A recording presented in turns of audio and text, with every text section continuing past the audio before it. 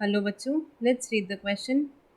Reproductive isolation can occur in a number of ways, but the net effect is always the same in that. यानी कि जो reproductive isolation है उसके होने के तरीके भले ही अलग अलग हैं, लेकिन उसका जो नेट इफ़ेक्ट होता है वो हमेशा सेम ही होता है। और वो नेट इफ़ेक्ट क्या है ये पूछ रहा है। तो यहाँ पे की कॉन्सेप्ट क्या हो जाएगा? Reproductive isolation.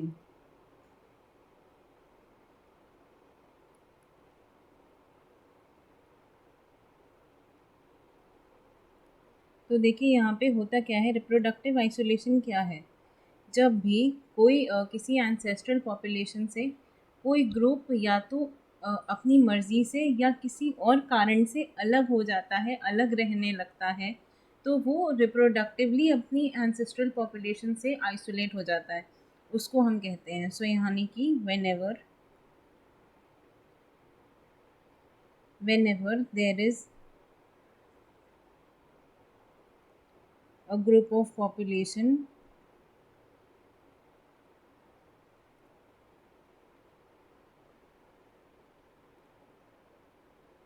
separates from its ancestors,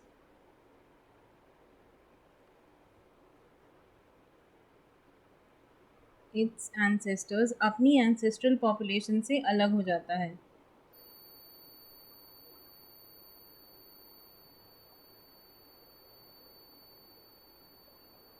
To live somewhere else,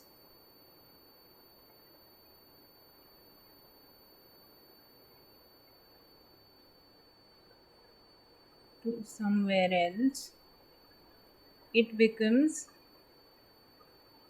geographically isolated। मतलब जिस भी नई जगह पर रहेंगे वहीं पर ये बस जाते हैं, तो कैसे हो जाते हैं? geographically isolated।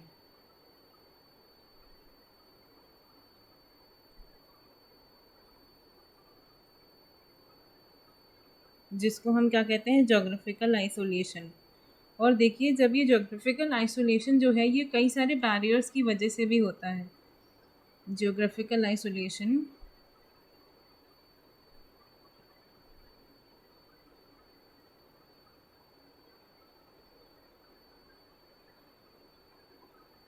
Can occur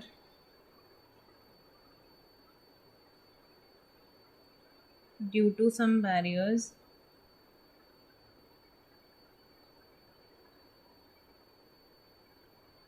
like river, mountains, etc।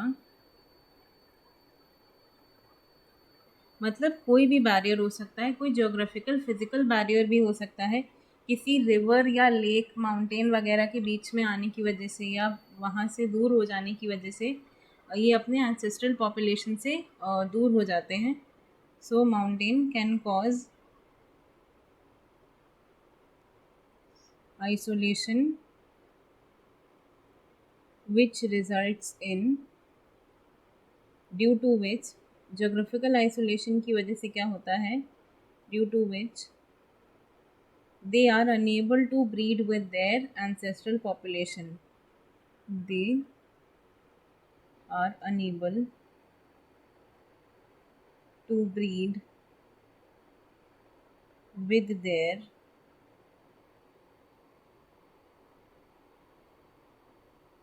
ancestral population।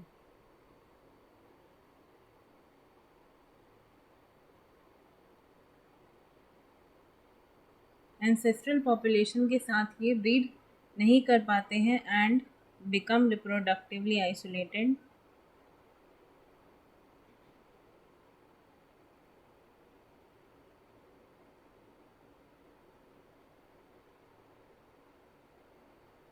In that group, अपने ही ग्रुप में आइसोलेट होके रह जाते हैं। किसके बेसिस पे? रिप्रोडक्टिव आइसोलेशन के बेसिस पे, इन दैट ग्रुप। सो देखिए, सबसे पहले क्या हुआ? जोग्राफिक आइसोलेशन किसकी वजह से? बैरियर्स की वजह से, जैसे लेक, रिवर, माउंटेन्स एक्सेट्रा। और उसकी वजह से क्या हुआ? Reproductive isolation.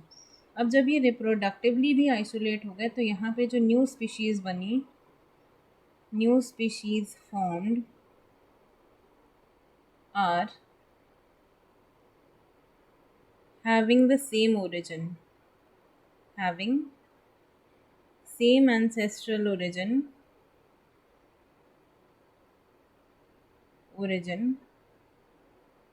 but different morphologies,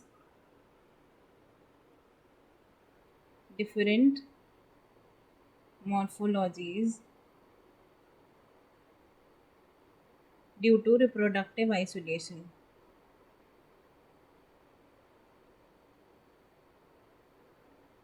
यानी कि रिप्रोडक्टिव आइसोलेशन की वजह से क्या हुआ, इन्होंने जो नई प्रोजेनीज प्रोड्यूस करी उनमें मॉर्फोलॉजीज डिफरेंट थी, लेकिन जो एंसेस्ट्रल जो ओरिजिन था वो तो सेम ही था।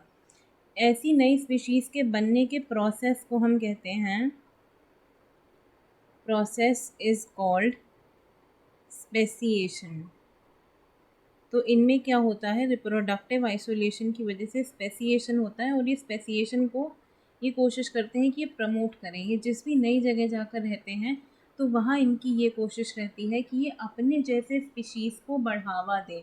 तो उसके लिए ये क्या करते हैं, ये रिस्ट्रिक्ट कर देते हैं gene flow, restrict gene flow to promote their own lineage, to promote their own species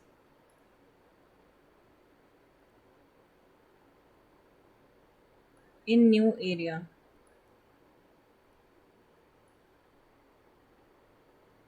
यानी कि यहाँ पे ना ये नो एमिग्रेशन भी नहीं होता, ये किसी स्पीशीज़ को अपने यहाँ से जल्दी बाहर भी नहीं जाने देते, एंड ये किसी दूसरे यहाँ की कहीं और की स्पीशीज़ को अपने ग्रुप में जल्दी शामिल भी नहीं करते।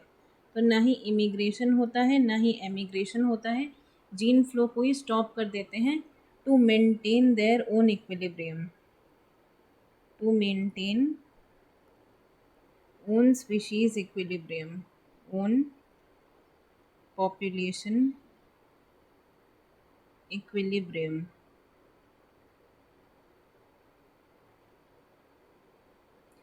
सो देखिए ये रहा आपका पूरा कॉन्सेप्ट।